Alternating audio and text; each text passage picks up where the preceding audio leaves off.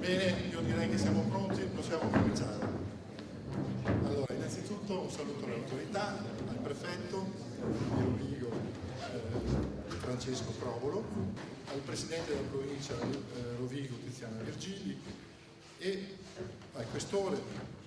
dottor Rosario Eugenio Russo, e poi soprattutto in finis, ma non per ultimo come si dice, abbiamo veramente il piacere di ospitare qui con noi fin dall'inizio, devo dire, il capo della protezione civile nazionale, il prefetto Franco Gabrielli. È veramente un onore averlo qui e soprattutto in questa occasione e con questo argomento. Ecco, io saluto anche le autorità dei geologi, a partire da Sandro Rota, che è consigliere del Consiglio Nazionale dei Geologi, che rappresenta il nostro presidente Gianvito Graziano, che non può essere qui con noi oggi per un impegno improvviso personale,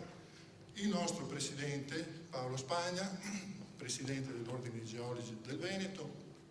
poi abbiamo Gregorio Mannucci, che è vicepresidente dell'Ordine dei Geologi della Lombardia, e Fabio Parmigiani, che è in rappresentanza della Commissione di Protezione Civile dell'Ordine dell'Emilia Romagna all'interno del Consiglio Nazionale dei Geologi.